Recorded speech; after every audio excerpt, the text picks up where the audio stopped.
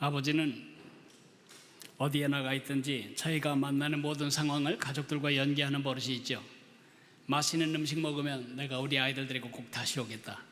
좋은 경치 보면 우리 가족과 여기 다시 오겠다. 뭐 이런 생각 하잖아요.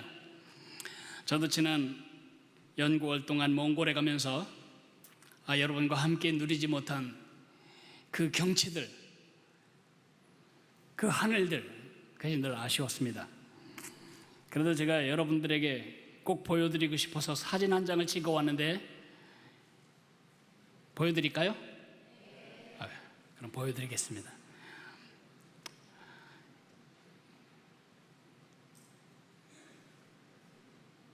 아직 현상이 안 됐나 본데요. 이 사진은 정말 잘 찍은 사진입니다. 지가 사진 찍어놓고 자기가 칭찬하는 걸 자화자찬이라고 하는데, 이 사진은 구도가 잘 맞았거나 색감이 좋거나 예술성이 뛰어나서 잘 찍었다고 말할 수는 없습니다. 그런데 이 사진이 주는 메시지가 너무 중요해서 제가 잘 찍었다고 말씀을 드리는 것입니다.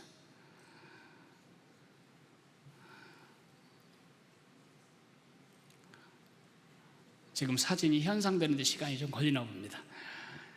그 고비 사막 앞에 그 알량한 초장에 짐승떼들이 살고 그 앞에 게르가 있어서 제가 그 동그란 게르집에서 며칠을 머물렀는데,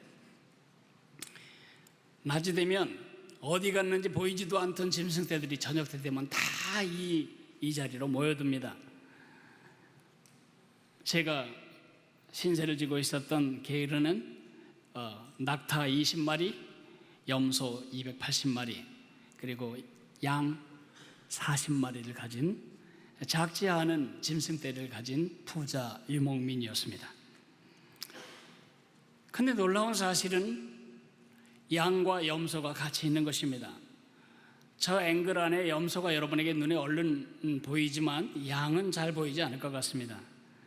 양과 염소는 멀리서 보면 비슷합니다. 양은 꼬리를 내려서 항문을 가리고 있고, 염소는 꼬리를 올려서 항문을 드러내고 있는 걸 보면 그건 차이가 쉽습니다. 근데 양에게도 뿔이 있습니다. 그래서 이게 분별이 쉽지는 않습니다. 제가 며칠 동안 이 양떼들 그리고 염소떼들을 보다가 그 주인에게 물었습니다. 당신은 왜 성질이 아주 달라도 너무 다른 염소와 양을 섞어서 키우십니까? 근데 제가 지금까지 책에서도 읽어본 적이 없고 누구에게 들어본 적도 없는 놀라운 답을 들었습니다. 염소가 착해지기 때문이죠. 양과 섞어 키우면 매일 전투적이고 들이받고 싸움질하는 염소들이 착해져가지고 주인 말도 잘 듣고 앞서가는 리더 양의 말도 잘 듣는다는 것입니다. 제가 그 이야기를 들을 때에 깊은 묵상이 시작이 되었습니다. 왜 하나님은 하나님의 백성들을 이 땅에 두실까? 예수님 영접하고 하나님 자녀가 됐으면 그날 밤 죽어도 천국에 깨어나는데 왜 천국으로 데려가지 않으시고 이 땅에 두셨을까? 이 땅이 천국보다 좋아서가 아닙니다. 천국 공사가 아직 덜 이루어져서가 아닙니다. 하나님이 여러분과 나를 그리고 우리 공동체로서 우리 성도들을 이 땅에 두신 것은 하나님의 목적이 있습니다. 그 생각을 할 때에 제 마음에 하나님이 떠올려 주신 장면이 있습니다. 우리 성경 민수기 23장 9절과 10절 말씀을 먼저 찾아서 읽겠습니다. 민수기 23장 9절과 10절은 236페이지쯤에 있습니다.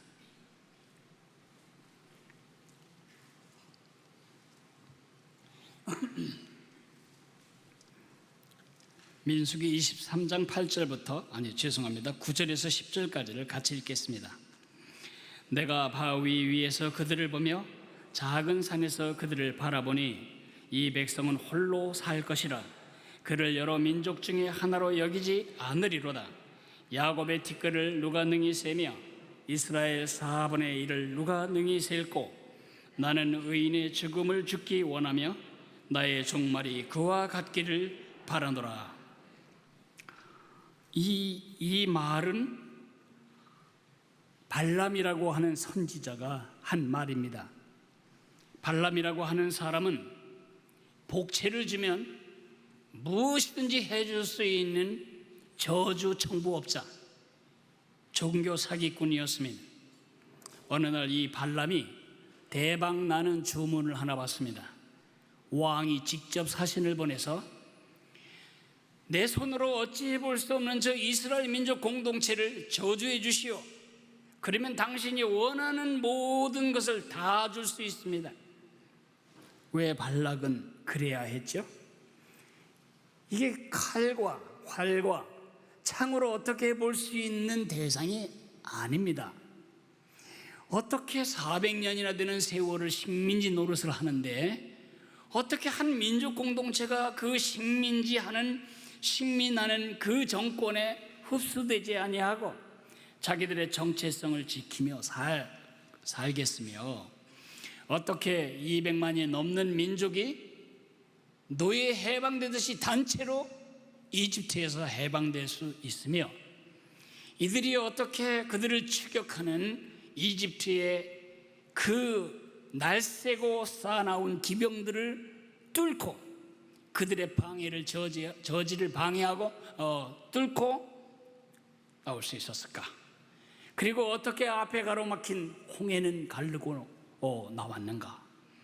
40년을 살아오면서 농사 짓지 않고 그리고 방앗간 갖지 않고 그리고 옷감 짜지 않고 그리고 물 공급이 시원치 않은 그 광야를 오면서도 굶어 죽지 않고 목말라 죽지 않고 헐벗고 죽지 않고 뱀에 물려 죽지 않고 그들을 가로막은 모든 원수들을 다 격파하며 나오는 이 민족들, 이 별난 민족, 이스라엘을 칼로 이길 방법이 없습니다. 왜냐하면 그들 안에 하나님이 계시기 때문입니다. 여호와라고 하는 그들의 신을 이길 방법이 없어서 발람이라고 하는 주술사를 불러다가 이스라엘을 저주하게 합니다.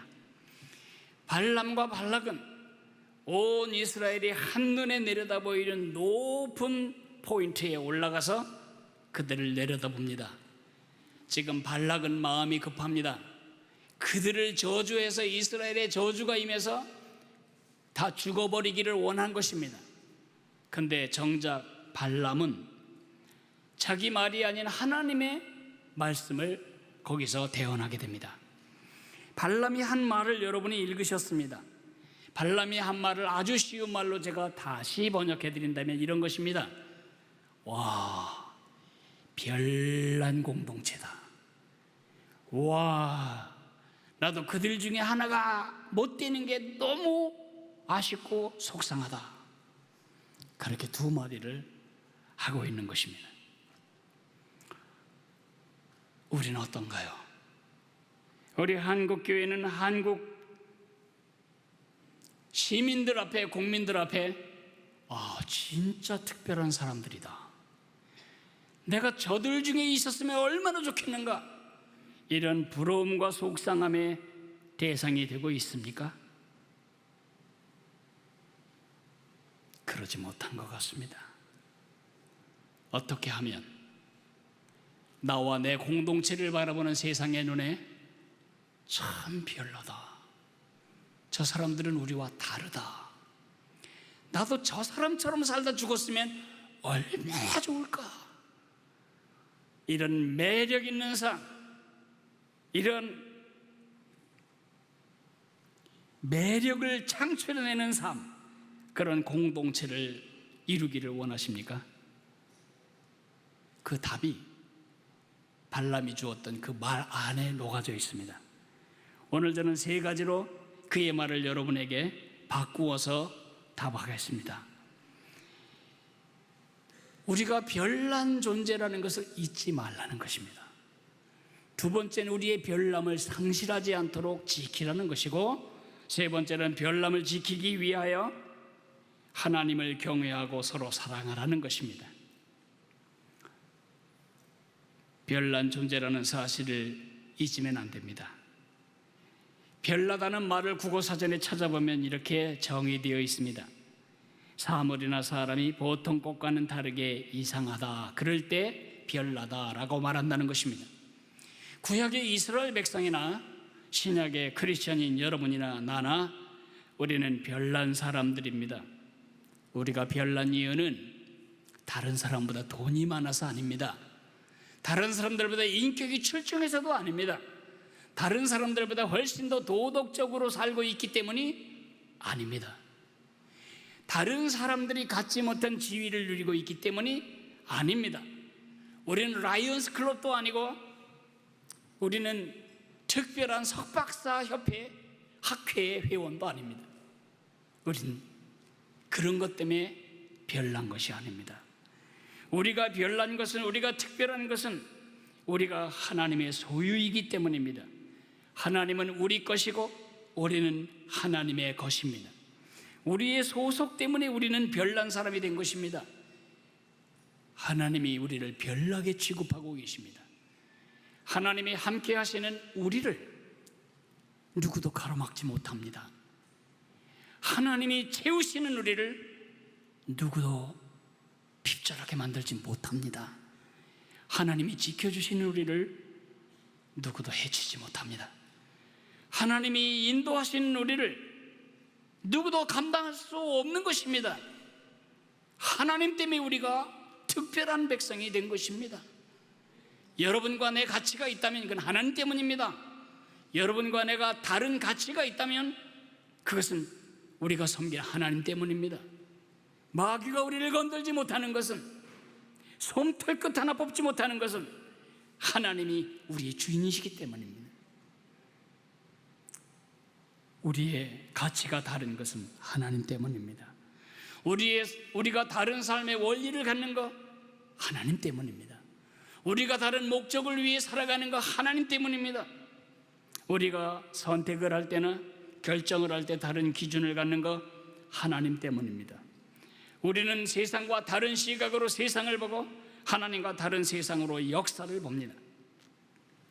우리 하나님이 이스라엘 백성들에게 이렇게 말씀하셨습니다.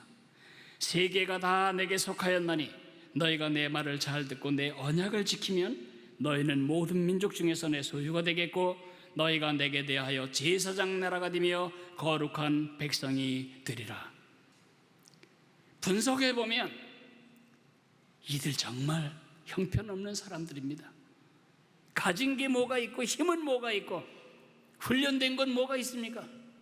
그런 것이 이들의 특별한 별남의 근거가 되지 아니하고 하나님이 소유하시고 하나님이 이들을 통해 세상과 연결하시겠다는 제사장 나라로 부르셨다는 것, 하나님이 이들을 거룩하게 구별하셨다는 것이 이들의 별남 그 근거가 됩니다. 신약의 크리스천들을 향해 베드로는 이렇게 말합니다. 너희는 택하신 족속이요 왕같은 제사장들이요 거룩한 나라요 그의 소유가 된 백성이니 이는 너희를 어두운 데서 불러내어 그의 기이한 빛에 들어가게 하신 이의 아름다운 덕을 선포하게 하려 함이니라. 그러므로 별남은 우리의 특권입니다. 별남은 우리의 영광입니다.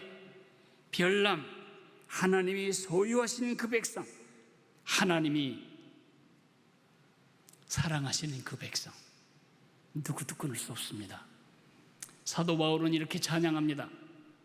내가 확신하노니 사망이나 생명이나 천사들이나 권세자들이나 현재일이나 장래일이나 능력이나 높음이나 기품이나 다른 아무 피조물이라도 우리를 우리 주 그리스도 예수 안에 있는 하나님의 사랑에서 끊을 수 없느니라. 이 대목에선 아멘 그러셔야 되는 겁니다. 다시 하겠습니다. 없느니라.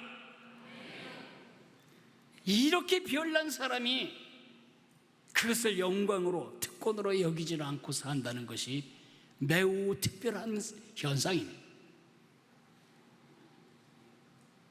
뿐만 아니라 별남은 우리의 특권일 뿐만 아니라 우리의 의무이고 우리의 책임입니다. 염소를 순화시키기에 양을 섞어 키우는 것처럼 하나님은 이 세상이 우리로 말미암아 참 하나님을 발견하도록 참 하나님의 증인 공동체로 우리를 이 땅에 두신 것입니다. 소금이 맛을 잃으면 안 되고 등대가 빛이 꺼지면 안 되는 것처럼 별남은 등대의 빛에 해당하고 소금의 짠맛에 해당됩니다. 예수님이 말씀하셨습니다.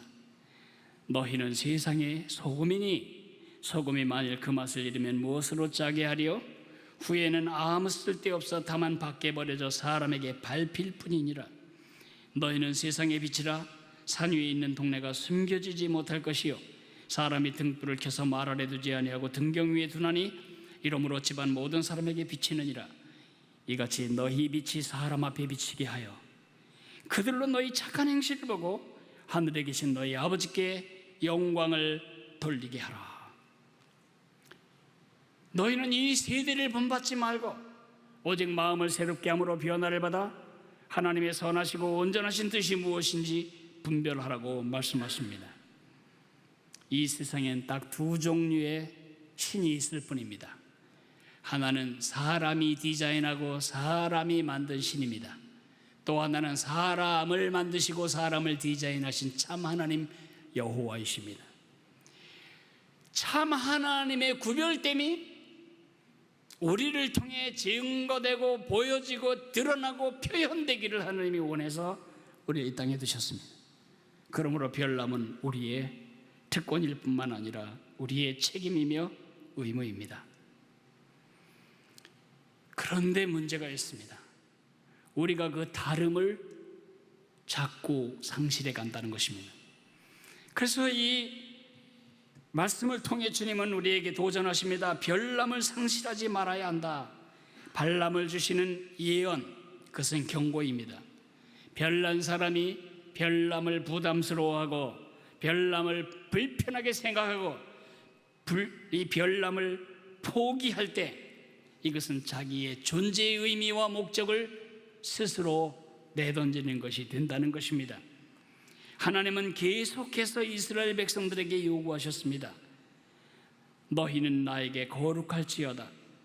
이는 나 여호와가 거룩하고 내가 또 너희를 나의 소유로 삼으려고 너희를 만민 중에서 구별하였음이니라. 거룩하다는 말은 종교적인 열정을 말하지 않습니다. 거룩하다는 것은 주일날 와서 종교 행사하고 헤어지는 것을 말하지 않습니다. 거룩하다는 것은 별남을 말합니다. 내가 별나니 너희도 별나야 된다.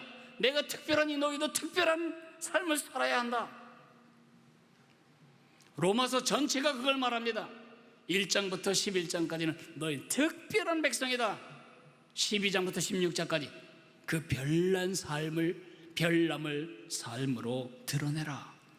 너희는 별난 백성이니 별난 삶을 통해 특별하신 하나님, 별나신 하나님께 사람들의 시선이 연결되도록 해라. 하나님은 계속적으로 이스라엘 백성들에게 말씀하셨습니다. 그리고 경고하셨습니다. 네가 만일 네 하나님 여호와를 잊어버리고 다른 신들을 따라 그들을 섬기며 그들에게 절하면 내가 너희에게 증거하노니 너희가 반드시 멸망할 것이라. 레위기, 민수기, 출애굽기에 많은 경고의 말씀이 나옵니다. 신명기 8장 19절을 읽어드렸습니다. 그런데 어땠죠? 이스라엘 백성들은 별남을 부담스럽게 생각하고 불편하게 생각하고 별남을 포기하기를 원했습니다. 그가 사무엘에게 와서 이렇게 말합니다. 우리에게 왕을 주십시오. 사무엘이 말했습니다. 여호와가 너희 왕이신데 무슨 왕을 구하느냐? 그럴 때 사무엘상 8장 19절에서 20절 백성의 말을 들어보십시오. 백성이 사무엘의 말 듣기를 거절하여 이르되 아니로소이다. 오대예 아니지요. 우리도 우리 왕이 있어야 하리니 우리도 다른 나라들 같이 되어 우리도 다른 나라들 같이 되어 우리의 왕이 우리를 다스리며 우리 앞에 나가서 우리의 싸움을 싸워야 할 것입니다 하는지라. 이스라엘 백성들이 원했던 게 뭐죠?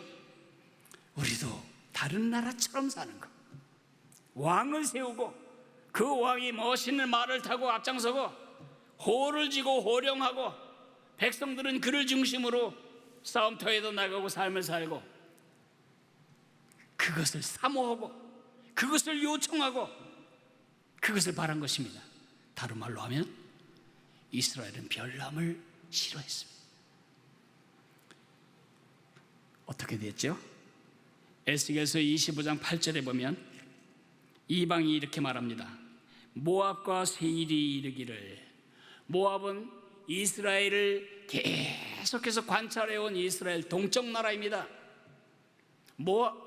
그리고 모압은 그렇고 세일은 이 이스라엘 남쪽에 살면서 이스라엘을 관찰해온 에돔 나라를 말합니다. 그 주변 나라가 이렇게 말합니다.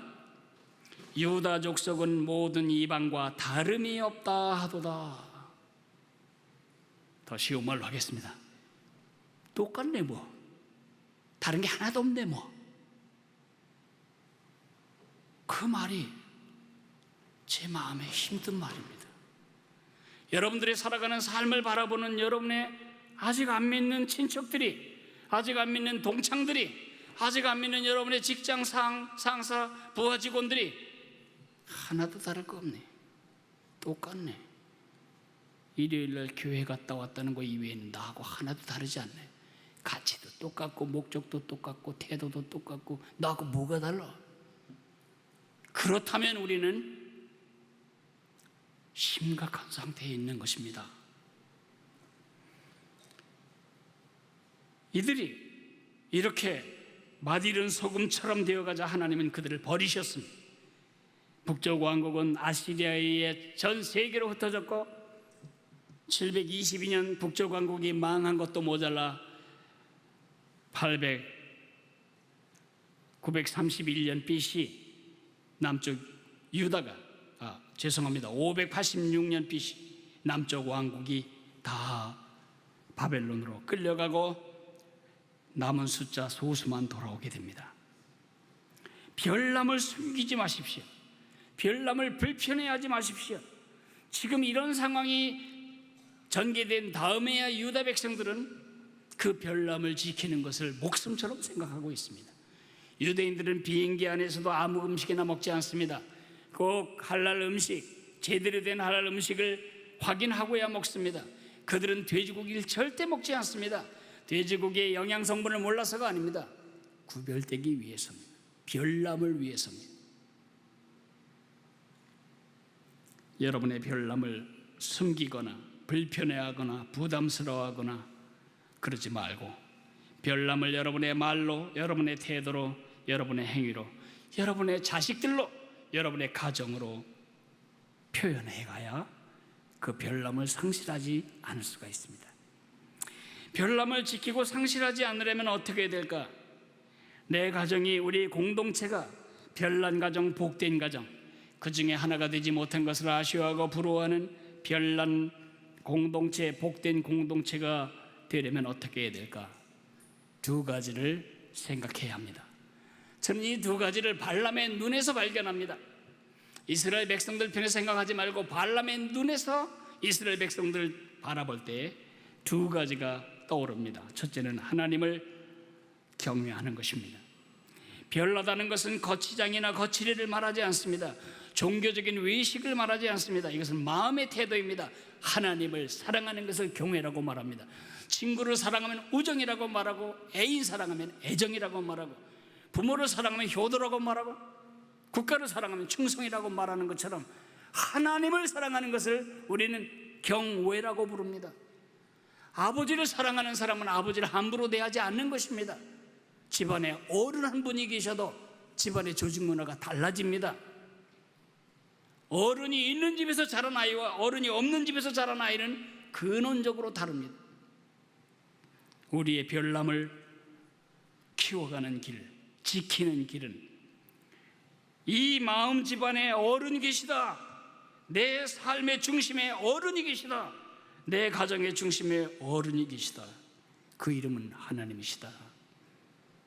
그 하늘 왕을 인정하고 의식하고 의지하며 살아갈 때에 여러분 주변의 사람들은 발람이 그랬듯이 충격을 받을 것입니다.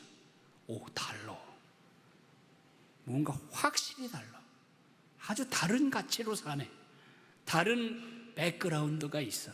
다른 원리로 살고 다른 목적을 지향하며 살지. 다른 사람이. 그러면서도 한쪽으로 나도 저렇게 살다 죽으면 좋겠다.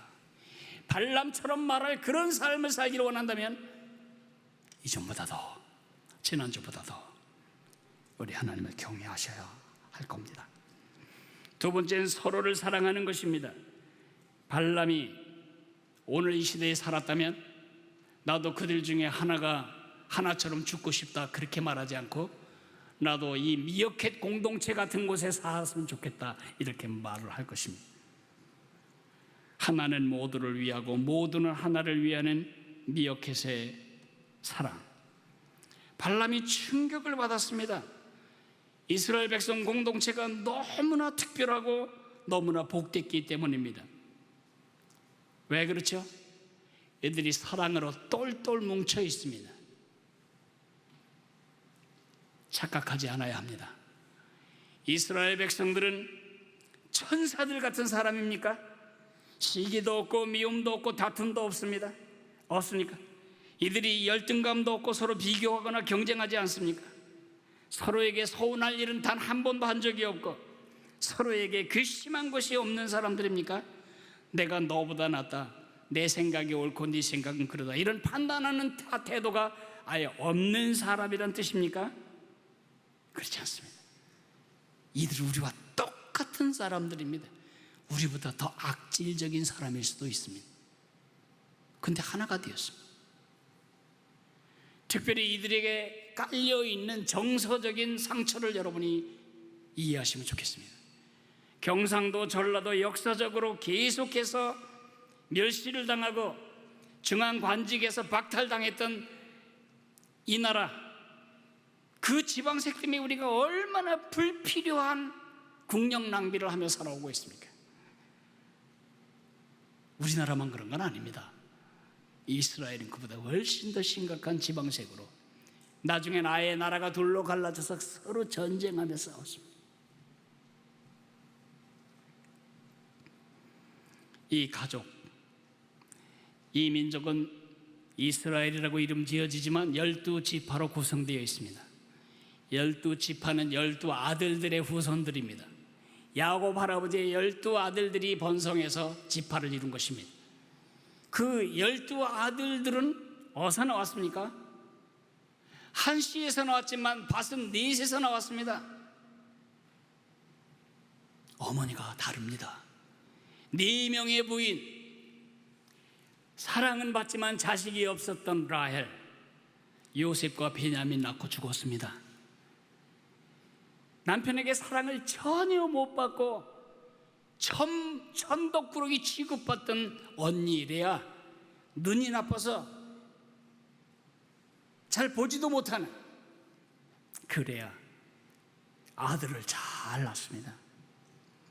이 둘이 경쟁하다가 서로 남편을 차지하기 위해서 자기 몸종들을 또 침실에 집어넣습니다. 그래서 이 네 여자로부터 12아들이 태어납니다. 이 12아들들마다 다 마음의 상처가 있습니다. 우리 어머니는 큰엄마의 몸종이었지. 이 아들들이 편안한 사람들이 아니었습니다. 제일 큰 아들은 자기 어머니의, 자기 아버지의 작은 부인, 자기의 작은 어머니와 잠을 자버립니다. 둘째 시몬과 레위, 자기들이 이사를 했는데 그 이장님 아들이 자기 여동생을 성추행하자 가서 그들을 다 찔러 죽여버립니다. 인종을 쓸어버립니다. 청소를 해버립니다. 네 번째 유다, 그래도 제일 괜찮은 아들인 줄 알았는데 그 아들은 지방에 갔다가 출장 갔다가 그곳에서 장녀와 잠을 자는데 그 장녀가 아니고 자기 며느리였습니다. 그래서 자식을 낳는데 자기 아들도 되고 자기 손자도 됩니다. 그래서 서로가 서로에게 멸시가 되고 서로가 서로에게 상처가 되는 이런 정서적 상처가 있습니다. 첫째, 장자권 박탈, 두 번째 박탈, 세 번째 박탈, 네 번째 장자권을 가진 유다를 중심으로 남쪽에 두 지파가 있고, 그 다음에 요셉의 자녀로 할아버지가 손을 엄마가 껴서 축복했던 에브라임을 중심으로 북쪽에 12지파가 있습니다. 이 둘은 언제나 경쟁했습니다. 누구 목소리가 크냐를 가지고 언제나 갈등했습니다. 이런 민족이 아픈 가족 역사와 민족의 역사를 가진 이들이 하나가 된다는 일은 얼마나 어려울까요? 근데 이들이 하나가 되었단 말이죠. 어떻게 해요? 발람이 보았습니다. 동서남북으로 진을 친데 그 중심에 뭐가 있었냐? 하나님의 성막이 있었습니다. 성막에서 하나님의 영광의 임재의 구름이 피어오릅니다. 그러면 남쪽에 있던 지파가 북쪽에 있는 마음에 안 드는 지파를 바라봅니다. 맨 얼굴로 맨 눈으로 바라보는 것이 아니고 하나님의 영광이라고 하는 필터를 통해서 그들을 볼 때, 주의 영광을 통해서 그들을 볼 때 그들을 다 용납할 수 있습니다. 그들을 다 받아줄 수 있습니다. 우리도 마찬가지입니다. 우리가 마음이 너그러워서 까탈스러운 형제를 받아주는 것이 아닙니다. 예수님이 나를 받아주셨기 때문에 그를 받아주는 것입니다. 우리가 용서하기 싫지만 용서할 이유는 마음이 넓어서가 아니고 예수님이 나 같은 것을 용서해 주셨기 때문에 용서하는 것입니다. 나는 그 사람 섬기기 싫지만 주님이 나를 섬긴 사실을 생각하면 그를 섬기지 않을 수가 없습니다. 예수님의 필터를 통해 형제를 볼 때만 우리는 서로 사랑할 수가 있습니다. 이런 것을 훈련하는 가장 중요한 체험 학습장이 바로 캠프입니다. 이스라엘 백성들이 아까 말씀드린 것처럼 1년에 한 차례씩 초막절을 지내는 이유가 무엇입니까? 내가 누구인지, 어떻게 살아야 하는지, 왜 이 땅에 남겨져 있는지를 되새김하는 것입니다. 우리는 별난 집단입니다. 별나다는 것은 우리의 특권이며 영광이라고 말씀드렸습니다. 별난 것은 특권이며 영광일 뿐만 아니라 우리의 의무, 책임이라고 말씀을 드렸습니다. 우리가 별남을 상실할 때 소금이 맛을 잃는 것과 똑같은 효과가 우리에게 임합니다. 더욱더 하나님을 경외하고 더욱더 예수님 필터로 형제를 바라보는 사랑 인하여 우리가 더 별난 집단, 더욱 특별한 집단, 더욱 복된 집단으로 자라갈 수 있기를 주님의 이름으로 축복합니다.